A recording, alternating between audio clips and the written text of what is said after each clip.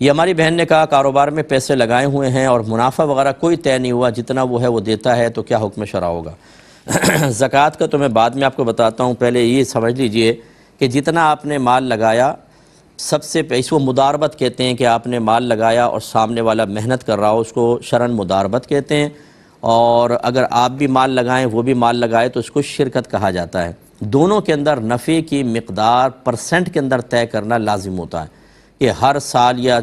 ہر مہینے یا ہر 3 مہینے کے بعد حساب کریں گے، جتنا پروفٹ ہوگا اس کا 50% آپ کا، 50% میرا، یا 70 اور 30% جو آپ طے کرنا چاہیں۔ لیکن اگر آپ نے طے نہیں کیا تو اس کو کہتے ہیں مجہول منافع۔ اس کے مجہول کے مقابلے میں آتا ہے معلوم، نون ہونا چاہیے، ان نون نہیں ہونا چاہیے، بالکل ہی آپ نے مجہول رکھ لیا، پتہ ہی نہیں کتنا منافع، تو یاد رکھیں یہ مداربت فاسدہ کہلاتی ہے، یعنی وہ کرنے والا بھی گناہ گار ہوا اور آپ بھی گناہ گار ہیں، مسلسل دونوں گناہ گار ہو رہے ہیں۔ یہ ناجائز آپ نے پیسہ انویسٹ کیا، اللہ کی بارگاہ میں توبہ کریں اور اس سے فوراً اپنا پیسہ واپس لیں۔ اس کے بعد پھر ہم سے مشورہ کیجیے گا، پھر ہم آپ کو کہیں گے۔ اچھا، اب اگر فرض کر لیں چلیں آپ نے دیے ہوا ہے، حل میں یہ تو میں نے تو آپ کو بتا دیا مداربت فاسدہ ختم کرنا واجب ہے، نہیں کریں گے تو آپ بھی گناہ گار ہیں، وہ بھی گناہ گار۔ دوسرا یہ کہ جتنا مال آپ نے دیا ہوا ہے، پروفٹ وغیرہ پہ کوئی زکوٰۃ نہیں، جتنا مال آپ نے دیا ہوا ہے اس پر آپ کو سال بہ سال زکوٰۃ دینی ہے۔ مثلا اگر آپ نے 4 سال پہلے 10 لاکھ روپے دیے تھے تو سمجھ لیں 4 سال کی اس 10 لاکھ پر زکوٰۃ بنے گی۔ ایک سال میں آپ زکوٰۃ پہلے نکالیں گے، پھر اگلے سال کی، پھر اگلے سال کی، پھر اگلے سال کی زکوٰۃ نکالنی ہوگی۔ اور اس مداربت کو ختم کریں۔ ہمیشہ جب کوئی اس طرح کی انویسٹمنٹ کریں کسی عالم مفتی سے مشورہ کریں۔ آپ کی نگاہیں ہوتی ہیں پروفٹ کے اوپر، اپنے ذاتی مفادات کے اوپر، اپنی بری موت کو، اپنی قبر کو، میدان محشر کی ذلت رسوائی کو، جہنم میں داخلے کو بھی اگر پیش نظر رکھیں تو ہمارے اس طرح کے معاملات کبھی بھی غلط طریقے سے نافذ نہیں ہوں گے۔ ہمیشہ مشورہ لیا کر۔ یہ کہتے ہیں کہ اگر کوئی ٹرین میں سفر کر رہا ہو اور استقبال قبلہ نہ کر سکے، مثلا قبلے کے سمت تو پتہ ہے لیکن اس طرف رخ کر کے کھڑا ہونا بہت مشکل ہے، تو کس رخ نماز پڑھیں؟ دیکھیں شرعی مسئلہ یہ ہوتا ہے کہ جب آپ ٹرین وغیرہ میں نماز پڑھ رہے ہیں سواری پر اور استقبال قبلہ آپ کے لیے انتہائی دشوار ہو جائے تو پھر جس رخ آپ آسانی سے نماز پڑھ سکتے ہیں پڑھ لیجئے۔ اب اس میں اختلاف ہے کہ بعد میں اس کو لوٹانا ہوگا کہ نہیں۔ ہم تو منع کرتے ہیں کہ لوٹانے کی حاجت نہیں ہے، آپ کی نماز ہو گئی۔ بعض علماء لوٹانے کا کہتے ہیں، اگر آپ احتیاطاً لوٹا لیں تو بہت اچھا ہے۔ ایک یہ کہتے ہیں کہ اگر برتھ پہ ہم سجدہ کریں تو ہو جائے گا کہ نہیں، کہ بڑی نرم نرم سی ہوتی ہے وہ۔ دیکھیں ہو جائے گا، بس آپ یہ ہوتا ہے جب اتنی نرم چیز ہوتی ہے کہ اس پہ سر رکھ کے اتنا دبائیں کہ مزید نہ دبے، تو بس وہ زمین کی سختی والی جو شرط رکھی گئی ہے وہ پوری ہو جاتی ہے، آپ کی نماز ہو جائے گی۔ ایک بہن نے کویسچن کیا کہ بچوں کو کارٹون والے کپڑے پہنانا کیسا؟ سنا ہے کہ اللہ کی رحمت کے فرشتے گھر میں نہیں آتے۔ دیکھیں ایک تصویر سے یہ ہے حدیث میں کہ نبی کریم نے ارشاد فرمایا کہ جس گھر میں کتا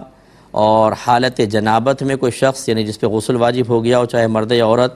اور تصویر ہو، اس گھر میں اللہ کی رحمت کے فرشتے نہیں آتے۔ لیکن وہ تصویر سے مراد ہے وہ تصویر جو آپ نے تعظیماً لگائی ہو، باقاعدہ جیسے دیوار پہ تعظیم کے ساتھ لگاتے ہیں، یا مجسمے وغیرہ ہیں، یہ جیسے شو پیسز ہوتے ہیں، گھوڑے کے واضح چہرہ ہے، یا اور کوئی اس طرح کے آپ نے لگائے ہوئے ہیں، یہ رحمت کے فرشتوں کے آنے کی راہ میں رکاوٹ بن سکتے ہیں۔ جبکہ بچوں کو جو کارٹون کے کپڑے پہناتے ہیں تو وہ ویسی مقام حقارت پہ بچہ زمین پہ لوٹتا ہے، ادھر ادھر جاتا ہے، گرتا پڑتا ہے، تو وہ مقام تعظیم بہرحال نہیں ہے۔ اگرچہ افضل اور اعلیٰ یہ ہے کہ کارٹون والے بھی نہ پہنائیں، لیکن بعض اوقات بچوں کا اپنا شوق ہوتا ہے، چھوٹے چھوٹے بچے ہوتے ہیں وہ خوش ہوتے ہیں، آپ نے پہنا دیے تو اس میں گناہ گار ہونے کا تو نہیں کہا جائے گا، اور لیکن یہ بھی نہیں ہے کہ رحمت کے فرشتے نہیں آئیں گے، انشاءاللہ یہ رکاوٹ نہیں بنیں گے۔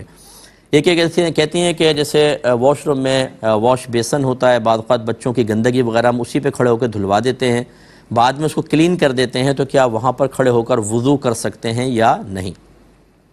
بالکل آپ کر سکتے ہیں کہ جب آپ نے واش بیسن کو بالکل پاک کر لیا، یعنی اچھی طریقے سے پانی ہر طرف بہا لیا آپ نے، کہ آپ کو اطمینان ہو گیا کہ اگر کہیں ناپاکی کی چھینٹیں پڑی بھی تھیں تو پانی اس کو بہا کر لے گیا ہے، تو واش بیسن بالکل پاک ہے۔ اب جب پاک ہے تو پاک جگہ پہ کھڑے ہو کر آپ کر سکتے ہیں۔ اب یہ الگ بات ہے کہ طبیعت کی نفاست ایک الگ چیز ہوتی ہے کہ بعض اوقات دل نہیں چاہتا کہ ایسے مقام پر انسان کھڑے ہو کر وضو کرے، وہ آپ کی باطنی پاکیزگی کا مسئلہ ہے۔ شرعی لحاظ سے ایسے واش بیسن پر وضو کرنا جبکہ اس پہ کوئی ناپاکی وغیرہ باقی نہ ہو بالکل جائز ہے، آپ ادھر کر سکتی ہیں۔ یہ کہتی ہیں ایک بہن نے پوچھا ہے کہ اذان کے وقت یا ذکر الہی کرتے ہوئے کیا سر پہ دوپٹہ لینا لازم ہے؟ دیکھیں لازم بمعنی فرض یا واجب نہیں ہے، بہتر ہے، اچھا ہے کہ جب یہ ادب کا تقاضا ہوتا ہے کہ اذان ہو رہی ہے تو عورتیں سر پہ دوپٹہ لے لیں، کھانا کھاتے ہیں تو بھی ادب ہے، واش روم میں جائیں تو ادب ہے، اور اگر فرض کر لیں کوئی بہن اذان کے وقت برہنہ سر رہتی ہیں، دوپٹہ نہیں اوڑھتی، اس میں گناہ کا کوئی تصور نہیں ہے۔ یاد رکھیں بعض لوگ یہ کہتے ہیں کہ جی گھر میں بھی عورت اکیلی ہو تو دوپٹہ اوڑھ کر رکھے، یہ کیوں رکھے جبکہ نامحرم بھی نہیں ہے، فرض کریں صرف شوہر ہیں یا والد صاحب ہیں، بھائی وغیرہ ہیں، اگر وہ دوپٹہ نہیں لیتی سر کے اوپر شرعاً بالکل جائز ہے۔ تو بعض کہتے ہیں نہیں سر پہ دوپٹہ ہر وقت ہونا چاہیے کیونکہ جنات بھی ہوتے ہیں اور یہ فلاں، تو جنات سے پردے کا کہاں حکم ہے یہ بتائیے؟ جنات سے تو پردے کا حکم ہی نہیں ہے، تو خواہ خواتین کو مقید کرنا۔ اب وہ چولہے کے سامنے کھڑی ہوئی آپ نے فتویٰ دے دیا کہ جی سر پہ دوپٹہ لے کر رکھیں ہر وقت، بیچاری جلنے کا اندیشہ،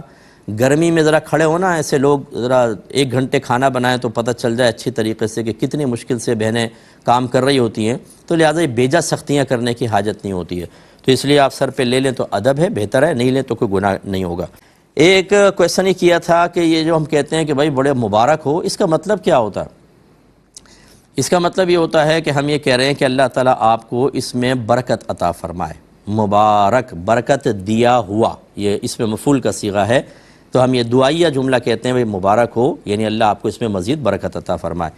ابھی آگے کویشچن کرتے ہیں کہ اگر فرض کر لیں کسی نے کوئی غلط قسم کا معاملہ کیا ہو اور اس پر ہم مبارکباد دے دیں، مثلا کسی نے حرام پیسے سے گاڑی خریدی، ہم نے اس پر مبارکباد دے دی، کوئی ناجائز شرط جیتا اور ہم نے اس پہ مبارکباد دے دی، تو کیا حکم شرع ہوگا؟ دیکھیں ایسے افعال جو حرام اور گناہ کبیرہ ہوتے ہیں، اور خاص طور پہ وہ افعال کہ جو بالکل قرآن کی واضح آیات سے ان کا حرام ہونا ثابت ہوتا ہے، جن کو حرام قطعی کہتے ہیں،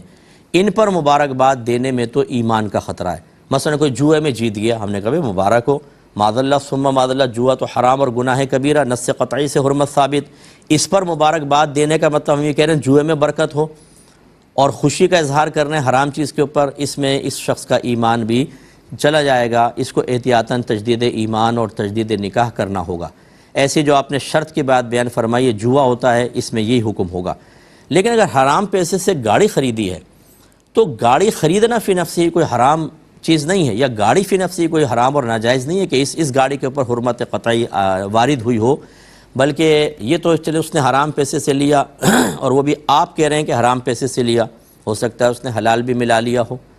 لے کر آ گیا، ذرائع آمدنی بعض اوقات حرام نظر آ رہے ہوتے ہیں لیکن حلال بھی ہوتا ہے۔ تو خلاصہ کلام یہ ہے کہ گاڑی کا مسئلہ ایک علیحدہ ہے، اس پر اگر آپ نے مبارکباد دے دی تو حرج نہیں ہے، لیکن جو دوسرا مسئلہ آپ نے ذکر کیا اور اسی طرح اس کی مثل ایسے مسائل جس میں حرمت بالکل واضح ہو، ان پر اگر آپ مبارکباد دیں گے تو ایمان کا مسئلہ بنے گا۔